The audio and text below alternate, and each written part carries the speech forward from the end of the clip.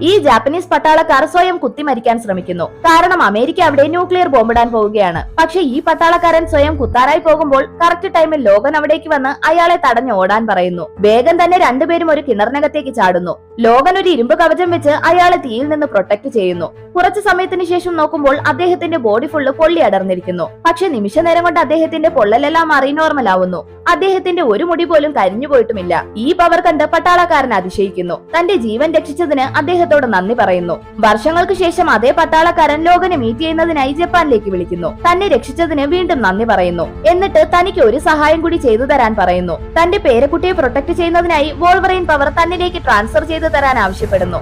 വർഷങ്ങളായി ഇമ്മോർട്ടലായി തുടരുന്ന ലോഗൻ അതിലൂടെ ഒരു സാധാരണ മനുഷ്യനായി മാറുമെന്നും സാധാരണ മനുഷ്യരെ പോലെ തന്നെ ജീവിച്ച് മരിക്കാമെന്നും പറയുന്നു. പക്ഷെ അയാൾ എന്തോ അബദ്ധം പറയുകയാണെന്ന് വിചാരിച്ച് ലോഗൻ തന്റെ പവർ ട്രാൻസ്ഫർ ചെയ്യില്ലെന്ന് പറയുന്നു. എന്നാൽ അയാൾ പറഞ്ഞതുപോലെ തന്നെ ആരോ അയാളെ കൊന്ന് പേരക്കുട്ടിയെയും ഇല്ലാതാക്കാൻ ശ്രമിക്കുന്നു. അതോടെ ലോഗൻ അവളെ പ്രൊട്ടക്ട് ചെയ്യാൻ തീരുമാനിക്കുന്നു.